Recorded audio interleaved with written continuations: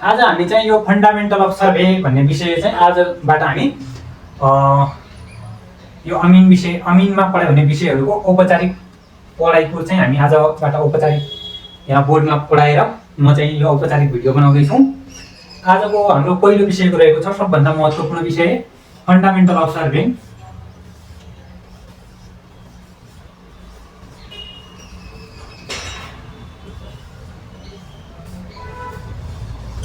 Fundamental of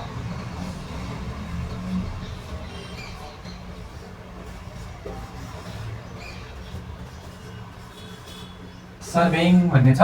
यो सबैभन्दा महत्त्वपूर्ण विषय हो। यो सर्वेमा अथवा अमिन पढ्दाखेरि तीनवटा विषयहरू सबैभन्दा महत्त्वपूर्ण हुन्छन्। हामीले सिटिभिटी पास गर्नका लागि चाहिँ हामीले 10 वटा विषयहरू पढ्नै पर्छ 10 वटा विषयहरू हैन। यो पछि गएर अमिन पढिसकेपछि चाहिँ लोकसेवाको तयारी गर्दाखेरि चाहिँ तीनवटा विषयहरू सबैभन्दा महत्त्वपूर्ण हुन्छन्। ती तीनवटा विषयहरूमा सबैभन्दा महत्त्वपूर्ण विषय भनेको फन्डामेन्टल अफ सर्वे, नम्बर 2 मा कन्ट्रोल सर्वे र नम्बर 3 मा चाहिँ क्याडास्ट्रल सर्वे। यी तीनवटा विषयहरू सबैभन्दा महत्त्वपूर्ण हुन जान्छन्। यी हामीले पढ्नुपर्ने हुन्छ। अब यो फन्डामेन्टल अफ सर्वेइङ किन राखिएको हो भन्दाखेरि यो विषय राख्नुको मुख्य उद्देश्य भनेको चाहिँ यहाँ मैले नोट गरेर राखेको छु। यो राख्नुको मुख्य उद्देश्य भनेको यो विषयले, अब यहाँ म लेख्छु, यो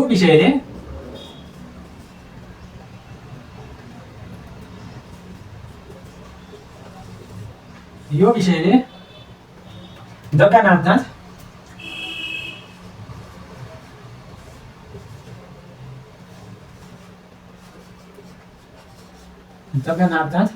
अथवा यसलाई ल्यान्ड सर्वेइङ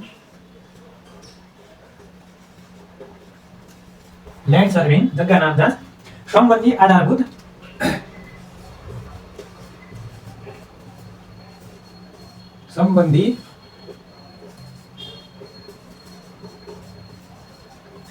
आधारभूत यो अलिकति माथि भएकोले अलिक मलाई लेख्न चाहिँ अप्ठ्यारो भइरहेको छ। आधारभूत ज्ञान र सिप प्रदान गर्दछ।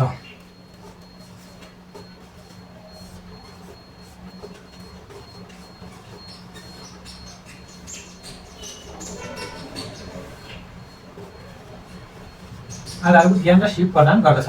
यो मुख्य विषय यो हो हैन। यसमा चाहिँ अब यसमा लेखौँ, यसमा यहाँ ड्यास दिएर राखौँ। यसमा नम्बर 1 मा सर्वेक्षणमा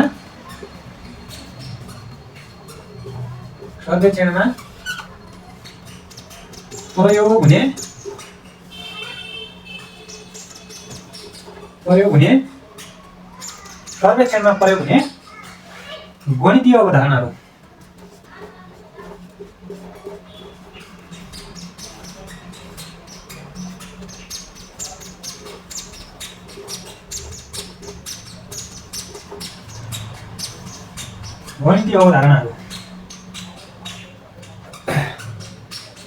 यसमा चाहिँ सर्वेक्षणमा प्रयोग हुने गणितीय अवधारणाहरू। नम्बर 2 मा सर्वेको परिचय।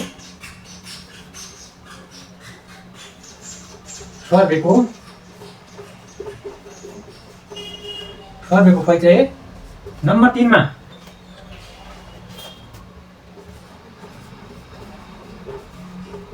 नक्साको आधारभूत ज्ञान र यो भाग अलि चम्किएको छ। यहाँ अलिकति देख्न तपाईहरुलाई अप्ठ्यारो भएको होला। यो विषयले यो भाग अलि चम्किएको छ किनकि अलिकति मेरो ट्राइपोड र लाइटको ब्यालेन्स अलि मिलेको छैन, त्यसकारणले। र अन्तमा जग्गा नाप जाँचमा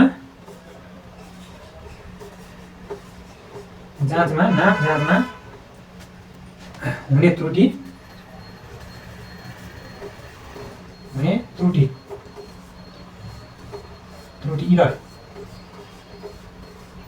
इरर र तिनको सुधार र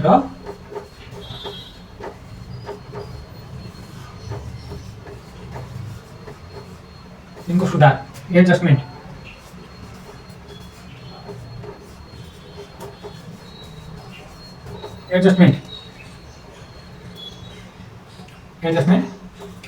आदि भनौँ आदि समावेश छ भन्नु पर्यो होइन समावेश छ। अब यहाँ डिफाइन गरौँ यो विषयले जग्गा नापजाँचमा हुने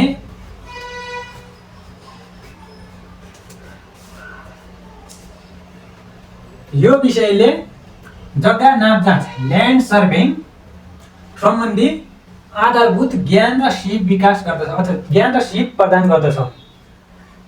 आधारभूत फन्डामेन्टल सर्वे फन्डामेन्टल विषय फन्डामेन्टल भइसकेपछि यो आधारभूत भइहाल्यो।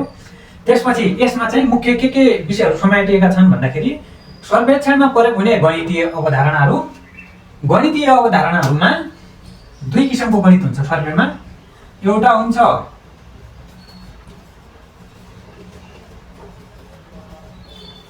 बेसिक म्याथ चाहिँ कक्षा 9 र 10 को गणित पढ्नुपर्छ। अर्को हुन्छ सर्वे म्याथ।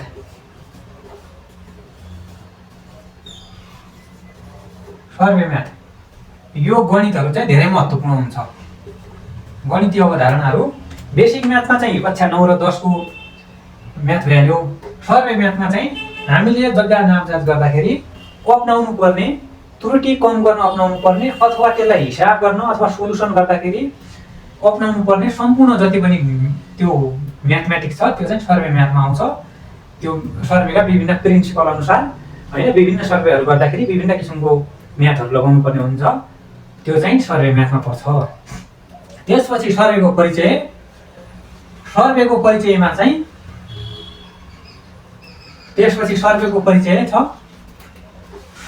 परिचयमा चाहिँ हामीले सर्वेको परिचय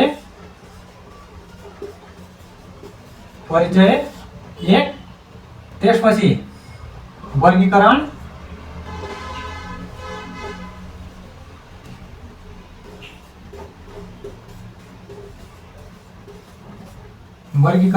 परिचय वर्गीकरण र सर्वेका चरणहरू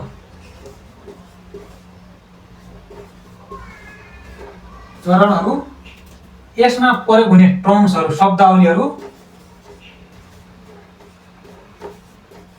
सर्वेमा विभिन्न चरणमा प्रयोग हुने शब्दावलीहरू हैन अनि सर्वेका सिद्धान्त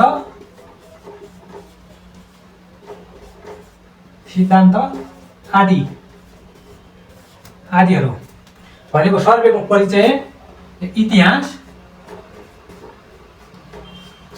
पनि छुट्यो यहाँ इतिहास पनि हो वर्गीकरण इतिहास यही लेखौँ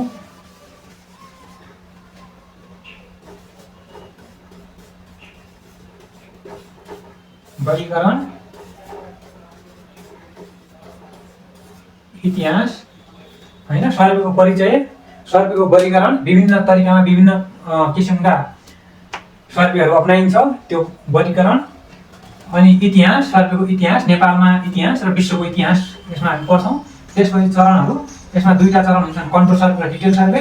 त्यसपछि सर्वेमा प्रयोग हुने शब्दावलीहरू सम्पूर्ण शब्दावलीहरू हामी पढ्छौँ। त्यसपछि सिद्धान्त सर्वेका सिद्धान्त त्यसमा अनि मुख्य सिद्धान्त के हो त्यो सिद्धान्त आदि कुराहरू चाहिँ यसमा सर्वेको परिचय भन्ने च्याप्टरमा पढ्छौँ। त्यसपछि छ नक्साको आधारभूत ज्ञान छ। नक्साको आधारभूत ज्ञान अस्ति हामीले यो हाम्रो बाजुरा र हुम्ला जिल्ला बीचमा जुन विवाद भयो भन्ने कुरा हामीले सुन्यौँ। त्यो चाहिँ किन हो भन्दा यो सिमाना छुट्याउनु नसक्दा हो र सिमाना चाहिँ यो अमिनले अथवा नापी निरीक्षकहरूले टेप लिएर चाहिँ गएर नापेर त्यो छुट्याउन सकिँदैन। त्यो जिल्लाको नक्सा भनेको धेरै ठुलो सानो स्केलमा हुन्छ। त्यो चाहिँ हामीले नेपालका टोपोग्राफिक म्यापहरू रिडिङ गरेर त्यो हामीले गणना गर्नुपर्ने हुन्छ र हेर्नुपर्ने हुन्छ र टोपोग्राफिक म्याप अनुसार चाहिँ छुट्याएको सिमानालाई चाहिँ हामीले मान्नुपर्ने हुन्छ। त्यो भनेको त्यसको टोपोग्राफिक म्यापलाई हेर्ने अथवा हेर्न सक्ने ज्ञान चाहिँ हामी यो नक्साको आधारभूत ज्ञानमा हामी सिक्नेछौँ। यसमा चाहिँ विभिन्न तरिकाहरू हुन्छन्। नक्सामा कुन सिम्बोललाई कसरी देखाउने, अनि तपाईँको कुन सिम्बोललाई कसरी देखाउने, जमिनमा भएका विभिन्न फिचरहरू जस्तो अग्ला पहाडहरू, समतलमा बगिरहेका नदीहरू, अनि समतल फाँटहरू, होइन, होचो अग्लो ठाउँ, मानव निर्मित संरचनाहरू, रुख, मन्दिर, कल कारखाना, घर आदिलाई कसरी देखाउने नक्सामा भन्ने कुरा चाहिँ कसरी देखाइएको हुन्छ र तिनीलाई हेर्दाखेरि हामीले कसरी हेर्न सक्छौँ भन्ने कुरा यो नक्साको आधारभूत ज्ञानमा हामी यो पढ्नेछौँ। र अन्तमा छ नाप जाँचमा हुने त्रुटि, इरर र तिनको सुधार, एडजस्ट कसरी गर्ने आदि यसमा समावेश छ भनेको छ। नाप नक्सा गर्दाखेरि हामीले काम गर्दाखेरि 100% शुद्धता भन्ने कहीँ पनि हुँदैन, 100% शुद्ध भन्ने कहीँ छैन। 100% शुद्धलाई चाहिँ ट्रु भ्यालु भनिन्छ। ट्रु भ्यालु भन्ने हुन्छ यो कहीँ पनि हुँदैन, हामीले मान्ने मात्र हो। हामीले जस्तो यहाँदेखि यहाँसम्म नाप्दाखेरि 10 मिटर छ भनेर हामीले मानेको मात्र हुन्छ। यो 10 मिटर नहुन पनि सक्छ, 10.5 पनि हुनसक्छ, 10.5 पनि हुनसक्छ, 9.5 पनि हुनसक्छ, 9.9 पनि हुनसक्छ, 9.10 पनि हुनसक्छ, 10 पनि हुनसक्छ। त्यस कारणले यो ट्रु भ्यालु भन्ने चाहिँ पत्ता कहिले लाग्दैन। हामीले पत्ता लगाउने भनेको चाहिँ मेजर भ्यालु मात्र हो।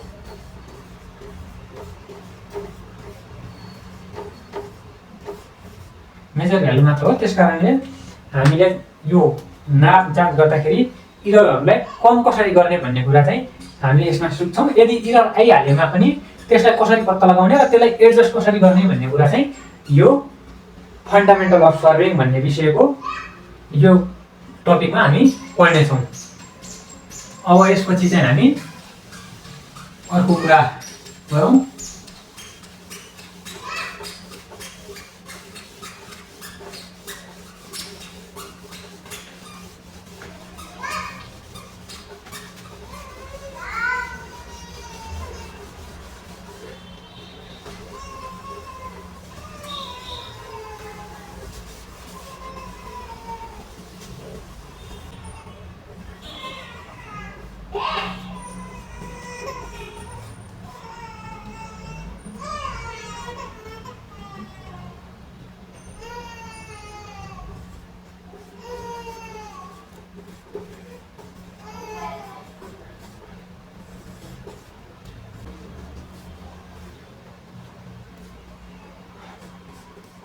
एकमा छ, एकमा राखौँ न यहाँ है।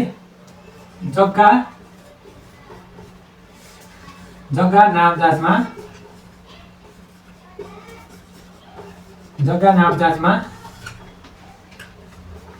जाँचमा माध्यमिक तहको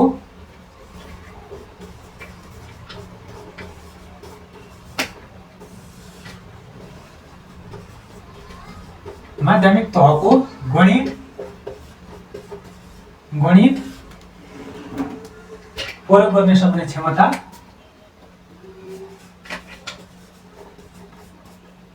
सक्ने क्षमता, विकास गर्नु नम्बर 2 मा रहेको छ। एवं 2 मा रहेको छ सर्वेका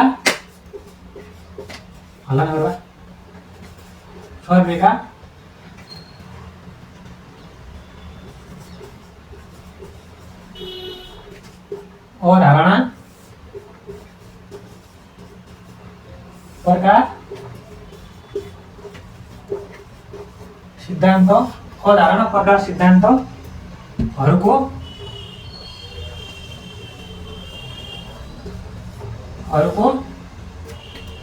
ज्ञान विकास गर्नु।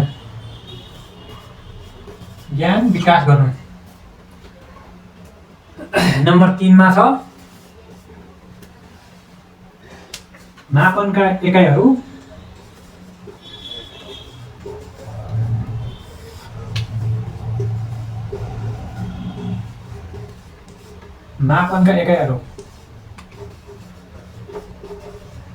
युनिट्स र स्केल।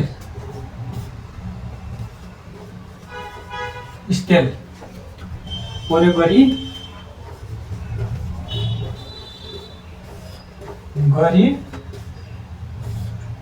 जग्गा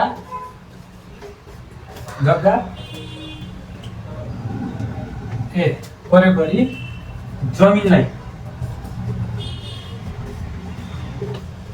जमिनलाई नक्सामा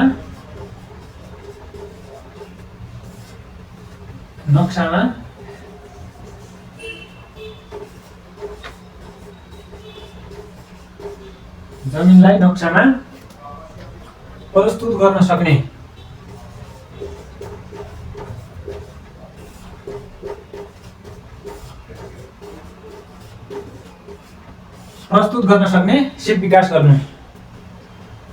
नम्बर 4 मा रहेको छ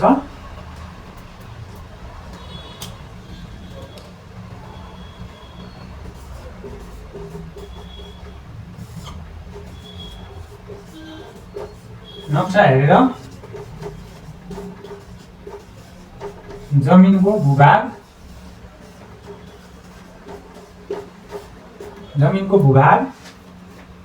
बुझ्न र म्याप रिडिङ गर्न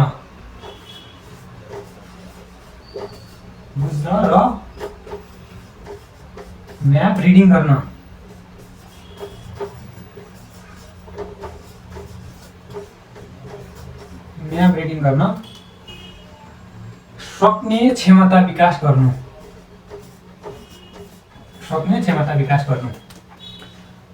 र नम्बर 5 मा रहेको छ अघिको जस्तै नम्बर 5 मा रहेको छ सर्भे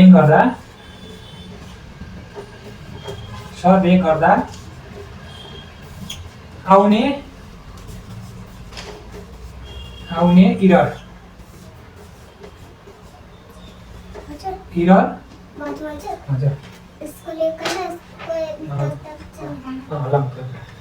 सर्भे गर्दा आउने इरर पत्ता लगाउनु लगाई तिनलाई एडजस्टमेन्ट गर्न सक्ने क्षमता विकास गर्नु। हैन, अथवा तिनलाई कम गर्ने उपाय को क्षमता विकास गर्नु।